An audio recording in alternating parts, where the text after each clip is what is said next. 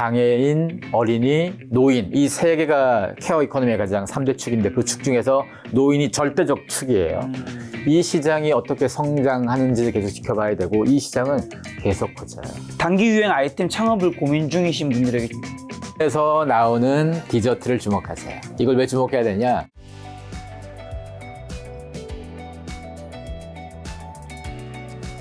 자, 이번 주제는 영 올드와 이코노미 머니트렌드 2025에 나오는 주제입니다. 영 올드 또는 액티브 시니어의 소비력이 시장에서 중요한 이유는 뭐고 앞으로 어떻게 변화될 걸로 예상하시나요, 소장님? 사람들이 영올드, 요올드라고도 부르는데 이 말을 최근에 들어본 사람들이 꽤 있을 거예요. 영올드나 액티브 시니어나 최근에 들어본 말처럼 생각하는데 영올드는 50년 된 말입니다. 50년. 50년 전에 나온 말이에요. 즉 50년 전 미국에서 한 75세 정도면 젊다. 50년 전에 이미. 75세가. 75세 정도면 젊고 이제 젊은 노인들을 고려해서 시장도 많이 바뀌어야 된다. 이미 50년 전에도 노인들을 너무 막 이제 은퇴하고 쉬고 이렇게만 생각하지 말고 중요한 소비자로서 그들의 욕망을 주목하자가 50년부터 시작된 흐름이었어요. 이게 선진국이 먼저 시작돼가지고 쭉 이어지면서 액티브 시니어 같은 말은 일본에서 만든 말인데 이것도 한 몇십 년 된 말이에요. 우리가 노인이 중요하다고 인식을 지금 처음 하는 게 아니에요. 수십 년 전부터 했었어요. 해수원대 사람들이 노인하면 하는 관성이 하나 있습니다. 대부분 사람들이 특히나 투자나 뭐 사업하고 싶은 사람들 대부분 노인이라고 화두를 던져주면 제일 먼저 머릿속에 어떤 관성부터 나오냐면요. 노인 빈곤이란 말부터 떠올라요. 노인들 돈 없잖아. 나중에 뭐 태반의 노인들은 힘들어질 텐데. 그렇죠. 자녀들한테 미리 돈도 줬고. 그렇죠. 이 노인 빈곤을 떠올리는 사람들은 돈 벌 자격이 없는 거예요. 왜냐? 노인 빈곤 문제는 누가 풀어야 될 숙제입니까? 기업이 풀 숙제가 아니에요. 정부나 정치나 지자체가 풀 숙제죠. 노인을 바라봤을 때 노인 빈곤 문제를 먼저 떠올리는 건 본인이 정치하거나 공무원이라면 오케이. 근데 난 그거 아닌데? 돈 벌 사람인데? 그러면 노인 빈곤의 반대말이 뭐겠어요? 여유 있는 노인이잖아요. 많겠죠. 상위층 여유 있는 노인들. 빈곤층 노인이 만약에 태반이면 노인 중에서 한 10%, 20% 안에 들어가는 노인들. 이 노인들을 먼저 주목하고 그거 문제 다 풀고 나서 시간 남으면 그때 노인 빈곤에서 기회가 뭐 있을지 고민도 늦지 않아요. 근데 노인 빈곤을 먼저 떠올려가면서 문제를 풀기 시작하면 진짜 있는 시장을 놓칠 거잖아요, 시장. 그래서 영월대가 가장 중요한 게 케어 이코노미라고 할 수 있는데요. 김 작가님도 나이가 한 7, 80 돼서 누군가에게 보호를 받으면서 살아야 될 거잖아요. 그렇죠. 근데 내 혼자 집에서 하는데 가령 뭐 가족하고 집에서 하는데 집에 1대1로 누군가가 케어해주는 사람이 붙어가지고 24시간을 케어한다? 이건 좀 부담스러운 일일 수도 있고 1대1로 하려면 되게 비싸겠죠, 사실. 엄청 비싸죠. 그리고 집에 있는 것보다 그러면 좀 괜찮은 시설에서 뭐 건대 쪽 가면 그런 거 있잖아요. 좀 비싼 노인용 시설이 있거든요. 뭐 한 달만 500인가쯤 들어가고 보증금만 한 7억인가 들어간 데가 있어요. 거기 병원이랑 연결시켜가지고 이런 데 들어가면 집도 다 호텔처럼 쓸 수 있고 청소해주고 밥 주고 돈만 내면 해결되는 거죠. 뭔가 내가 아프다 거기 상주하는 간호사가 케어해주고 바로 옆에 병원으로 들어가주고 이런 데 살고 싶은 사람들은 여유가 생기면 다 그런 거 갈 거예요. 충분히 돈만 된다면요 그렇게 보살핌을 받고 싶겠죠. 이런 게 케어 이코노미의 대표적인 형태가 될 텐데요. 미국에서만 이미 수십만의 사람들이 이런 데 살아요. 미국에서만. 우리나라가 이런 쪽의 시장들이 이제 좀 전개되는 사실 우리나라는 그쪽에 사시는 분들 시니어 타운이라 불리는 약간 흔히 그게 잘 없지 않나요? 아니요, 많아요. 우리나라에 노인 요양시설이 1000개가 넘어요. 1000개가 넘는데 이 1000개 중에서 이 그레이드가 다른 건 거죠. 여기 노인 요양시설이라는 건 요양원 같은 게 다 포함되는 거겠죠? 그러니까 실버타운. 실버타운처럼 노인들이 거기서 살 수 있는 주거가 가능하고 케어가 가능한 공간이 1000여 개가 되는데 그 중에서 이제 제일 비싼 것부터 쭉 있을 거잖아요. 뭐 한 달에 50만 원 내는 데 있고 100만 원 내는 데 있고 뭐 500만 원 내는 데 있고 다 가격별로 다를 거잖아요. 자본주의 사회는 모든 제품의 가격이 편차가 있는 건 당연하죠. 서비스의 편차가 있을 테니까. 근데 이미 최고급도 꽤 있고 만들어진 게 최고급을 만들려고 주요 대기업들이 다 지금 하고 있어요. 시작하고 있어요. 이 시장 계속 커질 거예요. 사람들의 욕망은 무조건 제일 위로 가요. 가령 자동차로 따져봤을 때 5천만 원짜리 차 타는 사람들은 1억짜리 차가 부러울 거고 그렇죠. 1억짜리 타는 사람은 2억짜리가 부러울 거고 이게 욕망이잖아요. 그런 요양시설 실버타운에 사는 사람도 한 달에 500만 원 내는 쪽이 있으면 한 달에 100만 원짜리 사는 사람하고 질의 차이가 있겠죠. 부러워하겠죠. 이런 욕망들이 계속 이어질 거고 지금 시대는 노인들이 본인이 쓰면 되는 거잖아요. 한국 사회에서 예전 노인들의 생각은요 본인이 쓰는 게 아니었어요. 자식에게 물려주는 거였어요, 다. 그래서 본인 부모님들은 열심히 돈을 벌어서 돈을 많이 벌었지만 쓰지는 못하셔요. 자식에게 물려주는 게 숙명처럼 생각해서 생각이 바뀌었어요. 이제 좀 잘 안 물려줘요? 다 쓰겠다. 왜냐? 수명이 길어졌거든요. 옛날에는 수명이 짧았을 때, 뭐 한 70 정도에 돌아가셨을 때는 그냥 물려줄 수가 있는 건 거죠. 지금은 90, 100까지 가는데, 내가 다 쓰고 가기도 모자랄 돈인데 뭘 줘요? 줄 것도 없고. 그러면서 점점, 자식들이 부모를 부양하는 문화도 지금 없잖아요. 그럼 날 누가 챙기겠어요? 돈이 챙겨야 돼요. 그러니까 돈을 가지고 날 챙기려면 그런 시설에서 챙기게 하거나 옛날에는 그 돈을 자녀에게 주고 자녀한테 날 좀 챙겨라 라고 했는데 우리나라에서 최근 10년간 자녀와 부모가 그 돈 가지고 싸우는 소송이 매년 증가해요. 이걸 전국의 수많은 노인들이 계속 지켜본 거예요. 지켜보니까 사실 저거 못 믿겠다. 돈 줘봤자 얘들이 달랄 때 마음과 받고 그쵸. 나면 마음이 달라지는 거니까. 아니 그러면 내가 설령 주더라도 내가 쥐고 있다가 내가 아웃한 다음에 그때 주겠다거나 유산으로 주겠다거나 아니면 그냥 내가 쓸 거 다 쓰고 아쉬운 소리 쟤한테 할 필요 없이 내가 쓰겠다. 이런 생각 가진 사람, 이런 사람들이 점점 많아져요. 진짜 찐 부자들 수도 그렇고 좀 덜 부자, 일반적인 중산층 사이에서도 내가 써야 되겠다. 이런 사람들이 늘어갈수록 우리는 중요한 노인 소비 세력으로 봐야 되는 거예요. 옛날 사람들은 자기가 안 쓰고 물려주다 보니까 돈은 많지만 쓰질 않았단 말이에요. 지금 본인이 쓰는 거예요. 그리고 지금 40대, 50대만 하더라도 40, 50대면 젊잖아요. 40, 50대는 기본적으로 내 자식에게 대학 갈 정도까지만 해주고 지원 없어 하는 사람이 거의 태반이에요. 본인은 부모님에게 꽤 많이 받았어도 결혼할 때 집도 받고 있는 사람도 있고 뭐 돈을 받았어도 본인은 안 그러겠다는 거예요. 왜냐? 내가 노후가 길어질 때 내가 살 돈도 모자라는데 그냥 자식들이 알아서 살아라 이 태도. 이미 개인주의 문화가 훨씬 자연스럽게 확대된 서구에서는 옛날부터 그랬죠. 네. 성인 되자마자 알아서 살아라. 근데 우리는 그게 아니고 다 큰 성인 30 몇 살짜리가 결혼하는데도 돈 대주고 했잖아요. 우리는 실제로 결혼한 다음에도 뭐 돈 대주고 이런 게 한국 사회였잖아요. 네. 그게 바뀌어져 가는 건 거죠. 그러면 이제 예전에는 이제 집에서 이제 노후를 많이 보냈었는데 시니어타운으로 이제 많이 가고 있다라는 게 부부가 70대, 80대에서 두 분 다 살아 계셔도 간다는 의미인 건가? 아니면 이제 한쪽이 남으면 사실 그거는 각각의 선택이에요. 각자의 선택인 게 사람들이 뭐 멀쩡하고 쌩쌩해. 나이가 들었어도 쌩쌩한 사람들은 집에서 밥 해먹고 뭐 운동할 수 있고 이런 사람들은 갈 필요가 없죠. 집이 가장 편하니까. 이런 사람들은 가끔 필요할 때마다 누굴 불러서 뭘 시킬 수는 있겠죠. 네. 근데 사람에 따라서는 거동이 좀 불편하거나 누구가 상시로 챙겨줘야 되거나 이런 사람들은 부부가 세트로도 갈 수 있는 거죠. 좀 비싼 시설은 진짜 호텔처럼 만들어 놔서요. 거기에 부부가 같이 거주하면서 손님도 올 수 있고 뭐 대신 돈이 많이 들죠. 다 돈이군요. 돈이 많으면 다 가능하죠. 그래서 일본은 우리보다 훨씬 이 문제를 먼저 겪고 있잖아요. 그래서 일본은 어떤 아이디어가 많이 나와 있냐면 로봇이에요. 노인 혼자 집에 있는데 만약에 거동이 조금 불편해? 근데 이분들이 그냥 집에 있고 싶어 해. 이러면 로봇이 이렇게 들어주고 옮겨주고 뭐 이런 때 케어해주는 로봇들 이런 거 자꾸 나오고 거기다가 일본의 집들이 좁은 것도 많고 계단 있는 것도 많고 맞아. 그래서 이런 집들의 노인들을 위해서 정부가 돈 대줘서 그거 고치는 작업들을 해줘요. 계단을 없애주고 뭐 이렇게 휠체어로 갈 수 있는 이 보행로 만들어주거나 이런 거 정부가 다 돈 대주는 거예요. 정부가 돈 대준다는 얘기는 뭐겠어요? 그거 보행로 공사하는 사람은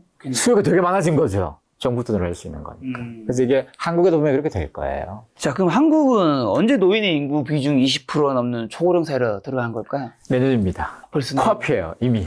사실 그 고령 사회 단계 중에서도 초고령 사회가 제일 위 단계라서 뭐 일본은 한참 전에 갔고 선진국들이 그 단계에 들어가면서 한국은 언제 가나 그 언제가 바로 내년입니다. 전체 인구의 20%니까 엄청 많은 거죠. 65세 이상의 인구가. 그래서 유권자로서도 엄청 큰 비중이 될 거고 소비 세력으로서도 엄청 큰 비중이 될 거고 그리고 수명이 지금 우리나라 평균이 적어도 한 80한 중반까지는 왔으니까 65부터 하면 거의 20년 정도의 노후 기간은 기본으로 평균적으로 갖고 있는 건 거고 그리고 웬만하신 분들은 보통 뭐 90까지 넘어가시니까 꽤 많은 노후에 돈 쓸 시간이 있는 건 거죠. 야, 이런 열드가 늘어나고 킬러 이코노미 시장이 커질수록 개인의 투자 시장이 역시 커진다고요? 이건 무슨 말이에요?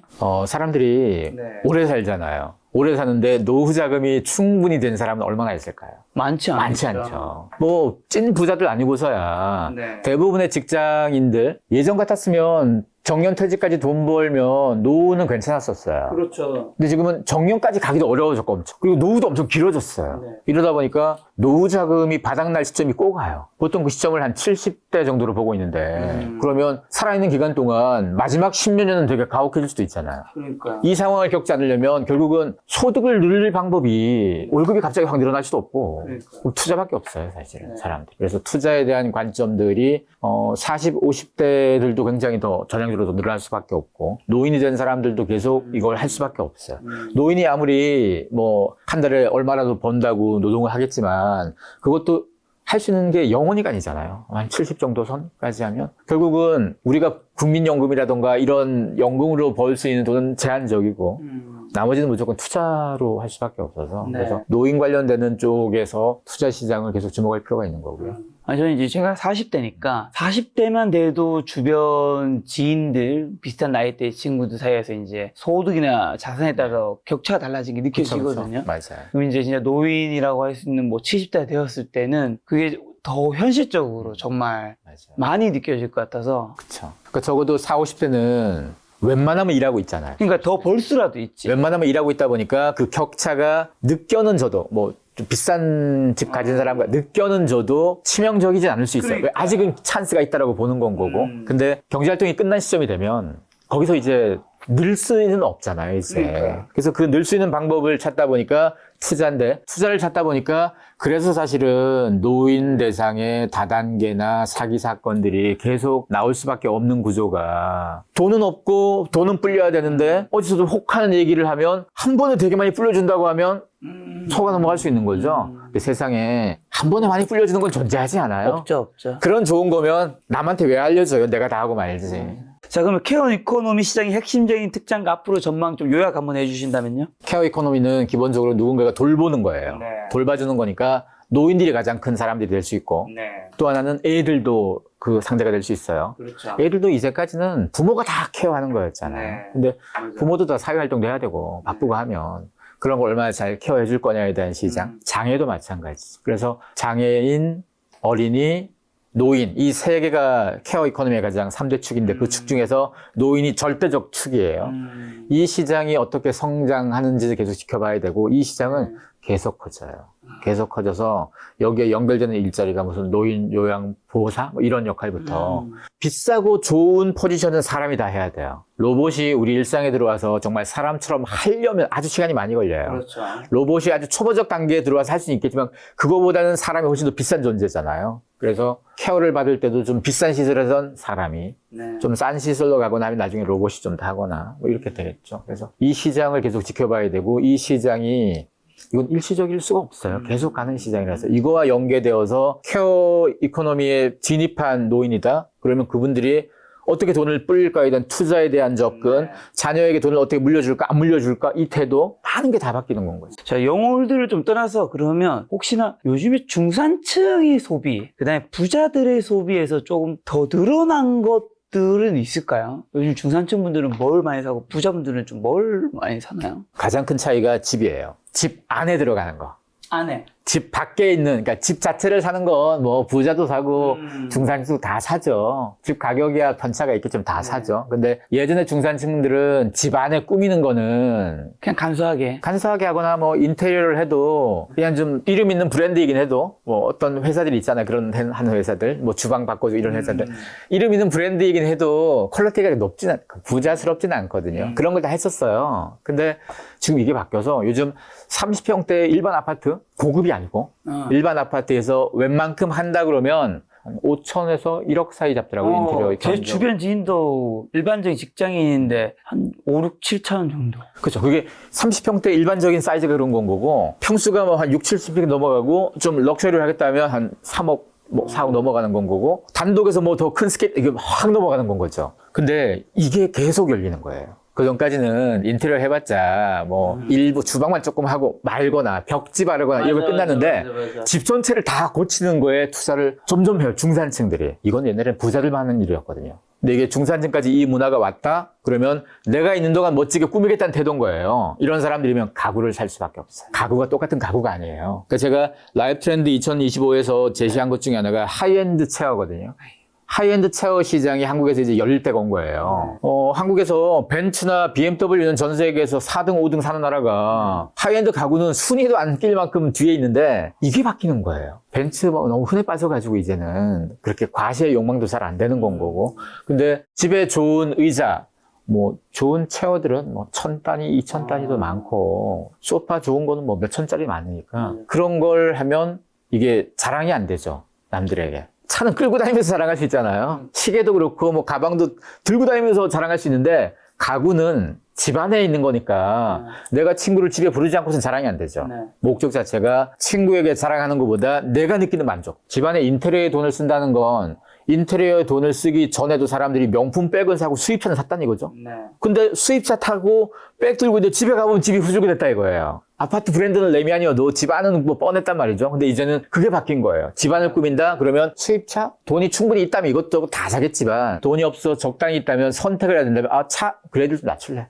백 안 살래. 대신 내가 집에 가구를 좀 좋은 거 살래.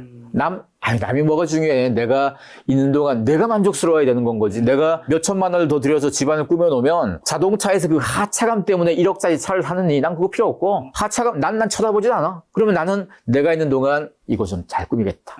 이 시장이 원래 부자들은 그 시장이 있었어요. 부자들에게는 비싼 체어들, 뭐 몇 천만짜리 체어들이 없어 못 팔 만큼 계속 수요가 있었단 말이죠. 이 시장에 이제는 중산층들이 들어오고 있는 신호가 좀 들어왔어요. 부자들이 그럼 소비가 늘어나는 건요? 부자들은 해왔던 소비를 이어가는 거예요. 거기서 더 늘어날 것보다. 그러니까 대부분 비싼 물건들이 제일 처음에는 부자만 쓰던 거예요. 부자만 쓰다가 그다음 중산층으로 내려오는 거예요. 자꾸. 그래서 범위가 넓어지는 거죠. 범위가 넓어지면 어떻게 되느냐. 하이엔드는 더 하이엔드가 되는 거예요. 한 3천만 원짜리 의자로 내가 이거 좀 비싼 거 샀네 했다가 일반 직장인들이 1,000만 원짜리, 2천만 원짜리 쓰기 시작하면 부자는 이거 내가 한 5천 원짜리는 사야 되겠는데? 하이엔드가 더 높아지는 거죠. 맞습니다. 공감 갑니다. 요즘에 주변에 있는 일반 제 지인 직장인들도 국산차를 타는 사람이 거의 없어요. 정말 많이 느껴요.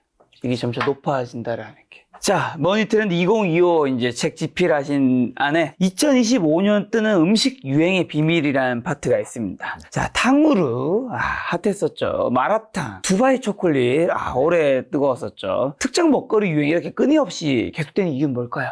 우선 먹거리는 욕망이잖아요. 그렇죠. 우리가 뭐 이거 먹어봤어? 나 먹어봤어. 내가 먼저 먹어봤어. 이거 자체가 하나의 과시잖아요. 사실 우리가 전통적으로 계속 먹어왔던 거 가지고 열풍이 안 생겨요. 너 김치 먹어봤어? 너 떡볶이 먹어봤어? 이런 거 안 하잖아요. 근데 외국에서 유입된 먹거리는 계속 바람이 불 수밖에 없는 게 안 해본 건데 너가 먼저 해봤어? 이거 멋져 보이네? 따라하는 거예요. 거기다가 지금 시대가 인스타그램을 통해서 누구에게 다 보여주는 시대라서 그래요. 옛날에는 이런 게 지금처럼 커질 수가 없었던 이유가 누가 뭘 먹었는지 알 수가 없는데 따라하고 싶은 마음이 안 생기는데 지금 그게 따라할 수가 있죠. 그렇죠. 그리고 지금 언급해 주신 먹거리들 있죠. 탕후루도 그렇고 마라탕, 두바이 초콜릿 이런 여기서 마라탕을 빼고 나머지는 다 간식이죠. 네. 마라탕은 식사죠. 네. 달달한 간식은 주기적으로 계속 와요. 뭐 한때 밤양갱 노래가 뜨면 밤양갱이 잘 팔렸다가 한때 흑당도 팔렸다가 뭐 대만에서 뭐도 팔렸다가 쭉 팔려요. 간식은 싸요 대부분.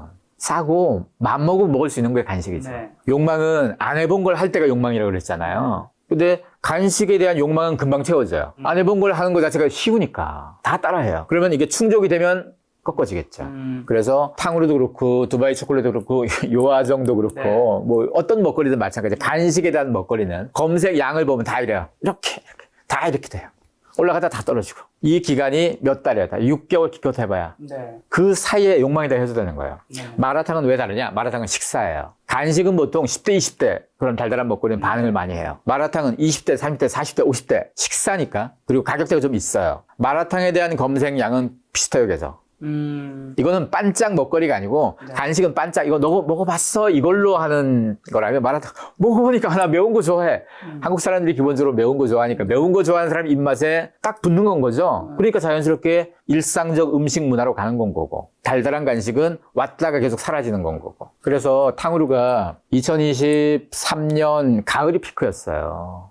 그때 난리 나가지고 2023년에 우리나라에 탕후루 프랜차이즈만 막 1,000개쯤 만들어주면 난리 났었어요. 2024년 봄 되니까 다 꺾어졌잖아요. 근데 저는 2024년 여름부터 탕후루 이거 금방 꺾어진다. 2023년 여름부터. 이거 제발 장사하지 마라. 위험하다. 라고 얘기했었거든요. 제가 타임머신이 있어서 얘기한 게 아니고 그런 먹거리, 달달한 간식 먹거리의 보편적 특성을 지난 20년간 봐왔기 때문에 그래요. 그래서 오래 갈 수가 없거든요. 탕후루는 사라져도 마라탕은 좀 지속되는. 그쵸. 거가. 지속돼요. 왜냐면 탕후루에 가장 반응 많이 했던 게 10대였어요. 20대만 넘어가서 탕후루에 그게 그다지인데 한번 먹어보면 알죠. 초중학생들이 가장 반응을 많이 했어요. 근데 초중학생들은 그 흐름이 오래가지 않아요. 오래가지도 안 되다가 이게 또 몸에 엄청 좋다면 몰라. 그러면 엄마 아빠가 돈 계속 대줄 텐데 몸에 좋은 것도 아니고 그러다 보니까 금방 꺼질 수밖에 없는 구조였어요. 진짜. 소장님 책에 적으신 문장에도 탕후루도 두바이 초콜릿도 지속되는 트렌드가 아닌 일시적인 유행이다. 과거 약가, 달고나, 대만 카스테라. 아우 이때 맛있었는데. 흑당도 마찬가지였다. 단기 유행이지 장기적인 흐름이 아니었다. 그런데 이들의 공통점이 바로 달고 값싼 음식이라는 것이다. 또 하나